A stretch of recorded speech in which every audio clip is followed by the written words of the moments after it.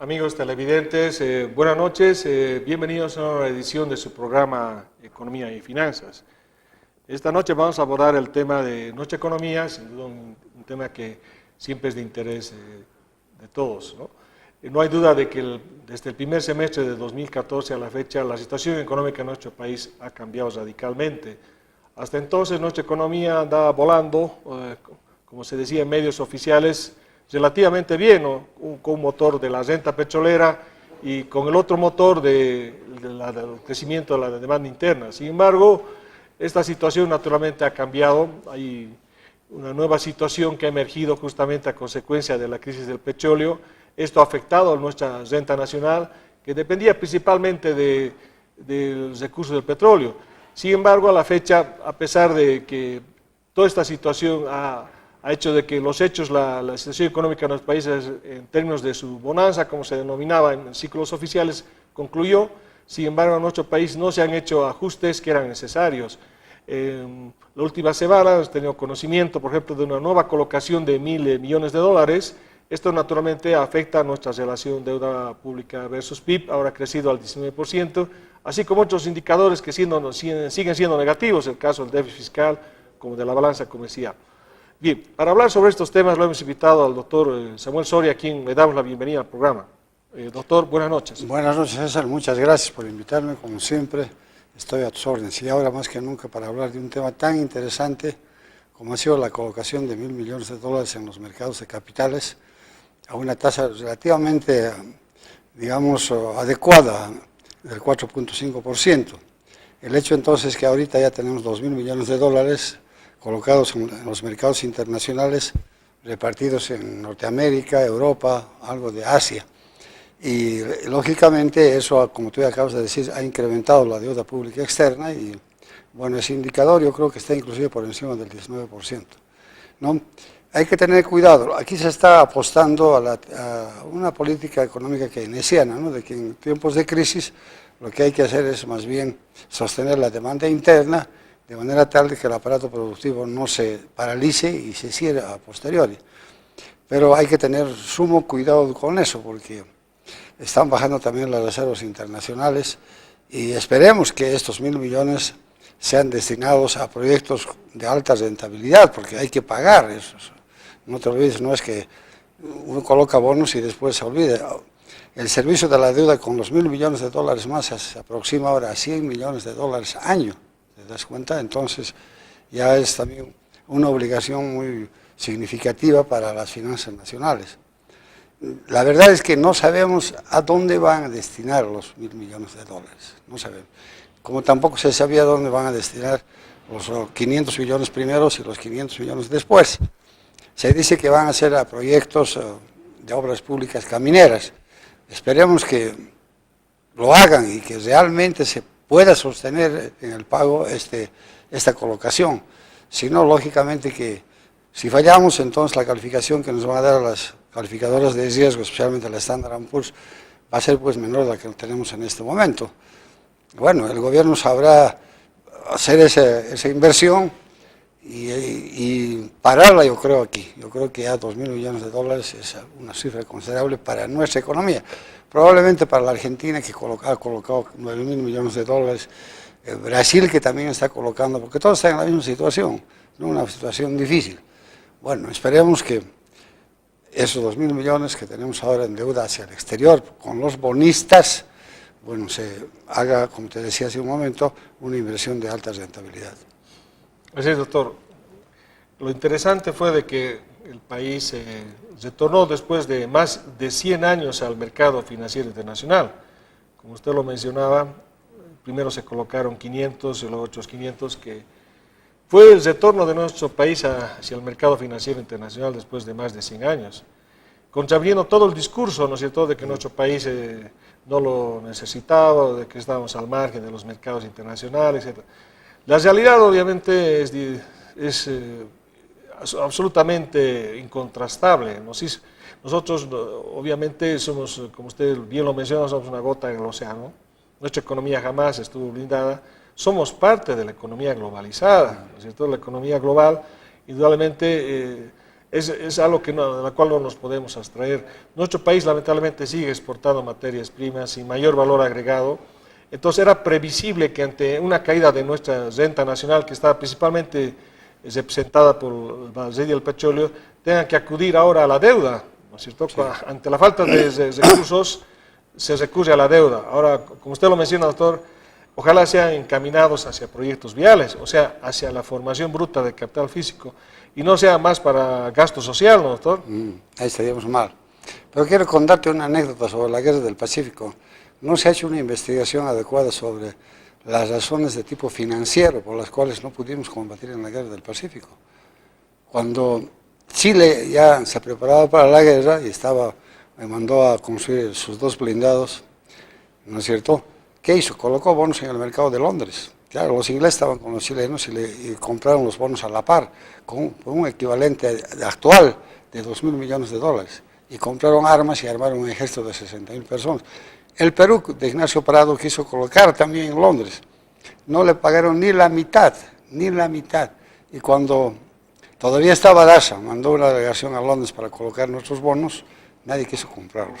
Entonces no pudimos financiar absolutamente ningún armamento para el ejército. Esos aspectos también mucha gente cree que las finanzas son algo que hay que dejarlas de lado. No, una coyuntura tan difícil como la guerra del Pacífico, por ejemplo, bueno, necesitábamos colocar bonos y no lo pudimos hacer. A mí, ¿sabes lo que a mí me molesta del gobierno actual? Ya te lo he dicho varias veces, es el fariseísmo, el falso discurso. ¿No es cierto? Que se dice una cosa y se hace otra. Vamos a combatir al imperialismo. Se ha llegado el fin del capitalismo, el capitalismo está acabado. Lo escuché a García Linera, donde decía que ya después de la asunción de Trump ya no hay nada que hacer, la derecha no tiene discurso, esto está listo, es como si, bueno, el socialismo estuviera a la vuelta de la esquina. Falso. Entonces están colocando $1.000 millones en bonos. En el corazón no hay más capitalismo neoliberal que el mercado financiero, el mercado de capitales. Ese es el sumum del capitalismo. Está controlado ¿por quiénes? Por las grandes holdings internacionales financieros. Entonces, yo creo que hay que sincerar la cosa, decir, bueno, señores, la situación está difícil, vamos a hacer esta colocación, pero no seguir hablando del modelo social comunitario. Eso a mí me parece un despropósito. Y eso emborracha la perdiz. Alguna gente dice, bueno, pero si el presidente está diciendo que hay que combatir el capitalismo, ¿para qué voy a llevar mis capitales a Bolivia o para qué voy a invertir en Bolivia? Hay que decir, señores, en la coyuntura actual no hay opción. Tenemos que desarrollar un capitalismo de Estado con ayuda del sector privado y tenemos que hacer inversiones en proyectos de alta rentabilidad que generen empleo y de esa manera avanzaremos pues en el desarrollo de las fuerzas productivas y crearemos riqueza para la población. Pero no, yo creo que Luis Arce Catacor sabe de qué se trata la cosa y por eso está actuando de esa manera. Está buscando fondos que vayan a cubrir el déficit generado en la balanza, en cuenta corriente de la balanza de pagos. ¿De dónde? ¿No es cierto? O teníamos que obtener préstamos de fondos multilaterales o bilaterales o colocar bonos, ¿no? Que no había otra alternativa, porque ya el mercado interno, la inversión, o digo, el ahorro interno no puede crecer más, ya está saturado. Por eso ahora tendrán que reorientar un poco más hacia los mercados exteriores, la economía del país, hacia la exportación, pero la exportación con competitividad. Claro, en este caso, doctor, es cierto, ¿no? Nuestra balanza comercial es negativa desde hace muchos años, ¿no? Y una de las principales causas tiene relación con el tipo de cambio. Lamentablemente no existe ninguna posibilidad, y eso se ha visto en los últimos años con el doble aguinaldo, cuando cualquier pronóstico, lo mínimo que determinaba de que tenía que modificarse el tipo de cambio, que tenía que apreciarse el dólar porque había una mayor circulación de moneda nacional. Sin embargo, el gobierno no lo hizo, simplemente omitió, lo que hizo es más bien ofrecer bonos, retirar dinero del mercado y de esa manera seguir manteniendo la situación como hasta la fecha. Entonces, probablemente nuestra situación en términos de balanza comercial se va a mantener invariable, el tipo de cambio solo favorece al contrabandista, eso no contribuye nada al erario nacional. Lamentablemente, la competitividad de nuestros productos, doctor, está muy lejos de ser tal, ¿no? Prácticamente con todos nuestros socios comerciales tenemos saldo negativo, ¿no es cierto? El tema, ¿sabes qué es? Ayer leía en la prensa, no sé, tal vez era un dato un poco exagerado, pero decía que el 70% de la mercancía que ingresa al país es de contrabando. Eso sería fatal para el aparato productivo. Porque evidentemente tú vas aquí a la cancha o en Santa Cruz, a La Ramada o a Obistos en La Paz, tú te compras un pantalón por 20 pesos, hijo. Pero este contrabando es ropa usada que la mandan a la tintorería y la venden como nuevo. Una chaqueta 40 bolivianos, ¿cómo va a competir nuestra industria nacional? Entonces también el mercado interno está distorsionado en este momento, ¿no? Y hay otra cosa, justamente el día martes de la anterior semana, una alumna de la cual fui yo su tutor, ya te comenté creo, presentó su tesis de grado con un sistema de alarma temprana, donde demostramos con modelos econométricos, ya no es, ha dicho o no ha dicho, sino matemáticamente se demostró que todos los indicadores dicen que se va a producir una crisis cambiaria a fines de este año o en el 18, y que hay que tomar las previsiones del caso, porque todos los indicadores que entran en ese modelo econométrico, como la balanza comercial, la inflación, el déficit fiscal, reservas internacionales, etcétera, etcétera, hemos armado un modelo econométrico. Se ha demostrado, la chica ha sacado 100, la defensa que fue excelente, y lo raro de todo esto es que esa muchacha está trabajando en el Banco Central, y les ha dicho, bueno, yo estoy haciendo esto. El Banco Central también tiene su sistema de alerta temprana, pero pareciera ser que todo el mundo tiene miedo de decir, señores, los indicadores matemáticos nos están diciendo esto, tomemos las previsiones del caso. Vamos a ir una breve Ya, pausa. perfecto. Vamos a una pausa comercial, luego retornamos.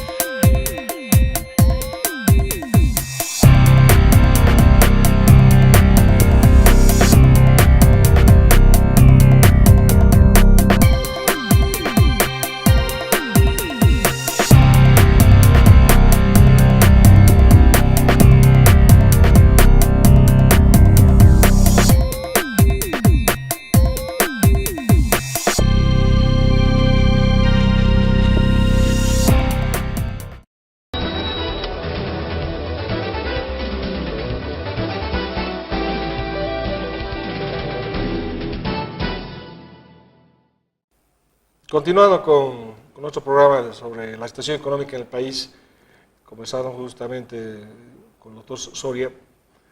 La primera parte habíamos comentado una serie de aspectos que tienen que ver naturalmente con la actual coyuntura nacional en términos económicos. De lo que ya no existen dudas es de que el tipo de cambio ya es insostenible en los hechos.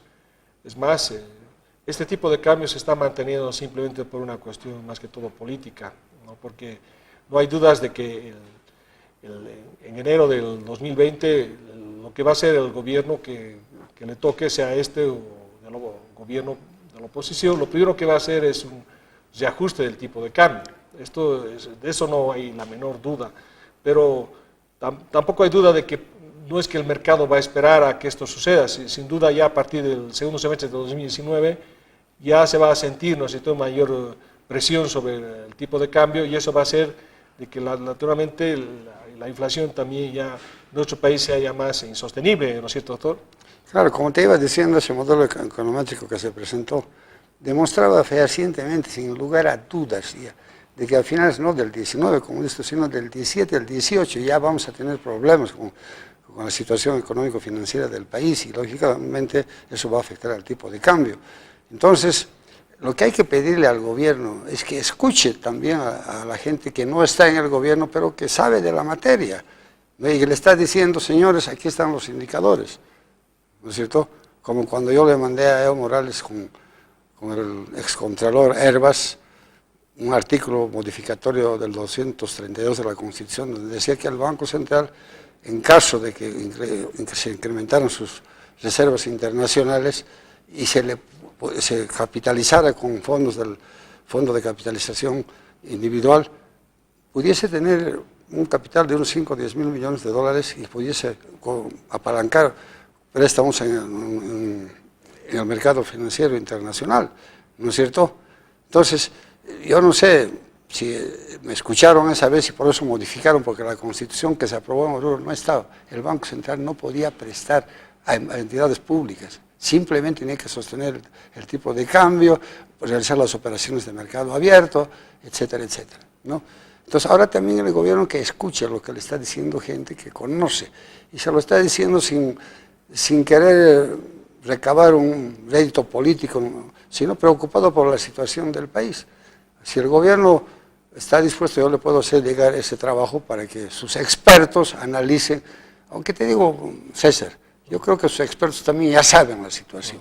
El tema es el costo, tú decías el 19, pero el costo del 19 debe ser pues 5 o 6 veces más que el costo, incluso político, que significaría ahora, y el costo social.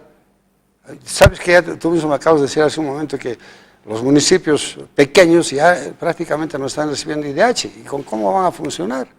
Entonces, una devaluación, imagínate, una devaluación de shock, cortarle la cola al perro al tope, no de a poco con el crawling peg. Entonces eso sí sería grave para el país, no solamente para el gobierno que está en el poder, sino para quien esté, para los empresarios, para los jubilados, para los trabajadores, para todo el mundo.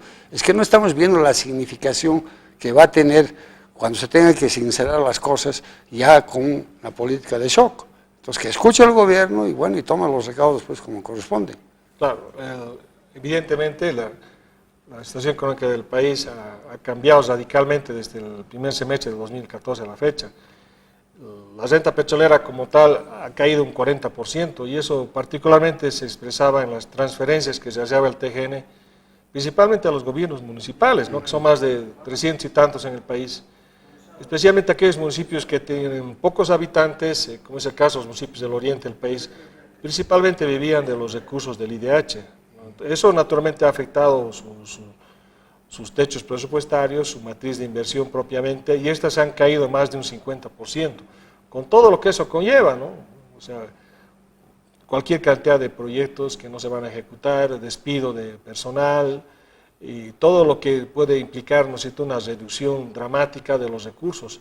El IDH, de lo que principalmente viven aquellos municipios que son de poca población, no nos olvidemos que la mayor parte de los municipios de nuestro país tienen menos de 5.000 habitantes, entonces eso naturalmente hace de que en los hechos esta situación sea dramática para estos municipios, porque los hechos van a vivir simplemente de coyunturas, como ejemplo es el caso de la coparticipación, pero la coparticipación beneficia simplemente a aquellos municipios que tienen más de 50.000 habitantes, ¿no? El caso de municipios, por ejemplo, de los ejes de cercado, que ellos pueden coaccionar otro tipo por ejemplo, el caso de los impuestos, los que son de dominio municipal y otros, pero que no es la realidad de los municipios del área rural. Los municipios del área rural, su recaudación en materia de inmuebles, de vehículos es casi nula, no es inmaterial, insignificativa.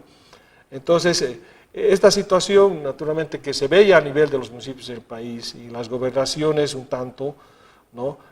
Sin embargo, en los hechos no ha sido atendida por el gobierno, ¿no? El pacto fiscal sigue dilatándose, y esta redistribución injusta, llamémosle, porque la redistribución, en este caso la coparticipación, implica que de cada boliviano de impuesto que se paga, 75 centavos se lleva el TGN, 20% los gobiernos municipales y 5% la universidad. Esa redistribución, realmente, doctor, ya no cabe, ¿no es cierto? Entonces, debería de hacerse un nuevo pacto fiscal, pero eso es parte de una estrategia, ¿no es cierto? Se sigue dilatando y va a seguir seguramente dilatándose hasta el 2019, ¿no es cierto? Claro, y bueno, pues antes el Ministerio de Autonomías ahora es un viceministerio, ¿no es cierto?, del Ministerio de Gobierno. Entonces también ahí se nota que el gobierno no le está dando la significación, cuando todos están pidiendo autonomía para realmente encarar los problemas que van a venir, ¿no es cierto? Y no podemos seguir con un programa que está casi al margen de la ley, con el programa Evo Cumple, Bolivia Cambia. No sabemos cuál, yo he tratado de buscar, como te decía la otra vez, por todos lados, el decreto que autoriza el manejo de los recursos de esa forma, no sé dónde estará, pero ahí está, pues, una irracionalidad en la asignación de recursos. Es que el tema no es pues decir, mira, falta esto y vamos a invertir. No, hay que ver realmente el retorno de esa inversión. Los recursos son escasos, es lo que nos enseñaban nuestros profesores de economía el primer año que entramos a la universidad, y tenemos que distribuir entre fines múltiples y alternativos. Hay un costo de oportunidad. esas herramientas tienen que manejar, pero no son capitales, ¿no? Son herramientas de la economía que tienen que manejarlas, ¿no? Entonces, hay que llamar a la reflexión al gobierno. Fíjate, hablando del IDH, se está reflejando también en las universidades, va a tener otra fuente de conflicto. Has visto que las becas para el comedor universitario se han bajado de 1.000 a 600, o sea, casi un 40% se han bajado, ¿no es cierto?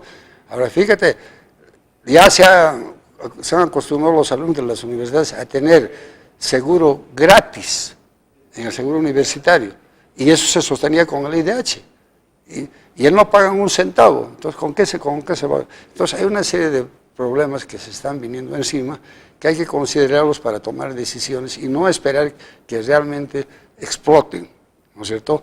Y yo creo que otra vez llamado al gobierno para que tomen en consideración todos estos indicadores que le están diciendo a la economía. Señores, el camino no es por aquí, es por este otro lado, por favor, rectifique. Claro, indudablemente, doctor, la inflación está apretando todas las instancias. Como usted bien lo dice, no solamente son los gobiernos municipales, también las universidades. Las universidades solamente tienen que ver, en este caso, otro tipo de mecanismo, ¿no? En este caso, que tienen que ver relación con el rendimiento, con la permanencia estudiantil, porque no es posible sostener una masa estudiantil de tantos que no haya un producto, un resultado, porque algo que en finanzas es sí o sí una condición, es de que no puede haber una inversión sin retorno. Eso está claro. O sea, ahí está el ROE, está el ROA, o sea, todos dos indicadores que son utilizados a nivel universal y de los cuales ninguna inversión puede estar ajena. Y eso, al parecer, en el caso de las inversiones que ha realizado el Estado, nunca han sido atendidas, ¿no? Porque nadie conoce, por ejemplo, cuál es el retorno de estas inversiones. O sea, en términos de su rentabilidad, que es sobre la inversión en activos, o su rendimiento en caso de resultados. O sea, lamentablemente se han hecho inversiones por hacerlas, como usted le dice, doctor, pero son proyectos que los hechos en cualquier otro sector, en el caso del sector privado, este emprendimiento, primero había tenido un estudio de mercado, ¿no? Un estudio principalmente de beneficio-costo, para determinar si realmente eran viables o no, ver la tasa interna de retorno, el valor, ¿no? El BAN, ¿no es cierto? Entonces, se hubiera hecho un análisis completo como se hace en cualquier proyecto, o sea, ver toda la factibilidad del mismo. Pero en el caso de los del sector público, todos simplemente se han hecho al calor de decisiones políticas, ¿no es cierto? Claro, es que, no sé, pues, todo es fruto del doble discurso, digamos, de la falta de claridad, si tú quieres, metodológica, de la falta de claridad instrumental. Ahora, yo realmente, como dicen los argentinos, sos o te haces, hijo. Si realmente son ignorantes de estos temas, o es que realmente conociendo no lo quieren aplicar, pues simplemente por mantenerse en el poder a cualquier costo. Y eso es realmente grave, porque cuanto más se va ahondando el hoyo, más difícil ha de ser taparlo. ¿Te das cuenta? Y el tema es que no lo va a pagar el gobierno solamente, sino lo vamos a pagar todos los bolivianos. Ahorita creo que estamos debiendo casi ya $1.500 cada boliviano, ¿no es cierto?, hacia afuera. Y claro, dirán, bueno, pero si en España deben 10.000 euros, pero España es España, nosotros tenemos 33 mil millones de Producto Interno Bruto, España tiene 1,5 billones. O sea, entonces hay pues una diferencia abismal, ¿no? Entonces eso es lo que tenemos que considerar. Y la universidad también tiene que tomar sus medidas, no puede ser que de 70.000 que se inscriben a principios de año, 20.000 no estén ya a fin de año. Y esos 20.000 también están recibiendo beneficios, ¿no es cierto? Claro, hay que dar acceso a todo el mundo al ingreso a la universidad, pero hay que privilegiar el talento, ¿no es cierto?, la capacidad. Así es, doctor. Bien, para cerrar nuestro programa, cerramos con una frase, ¿no es cierto? El hecho es de que no hay duda de que la capacidad de endeudamiento está en función del tamaño de una economía, ¿no es cierto? Y eso es naturalmente un aspecto que no puede ser ignorado. Doctor, gracias por... Bueno, gracias, César, y estoy a tus órdenes para cualquier otro tema interesante, y que van a venir temas interesantísimos, porque estamos en una coyuntura muy especial en este momento. Gracias.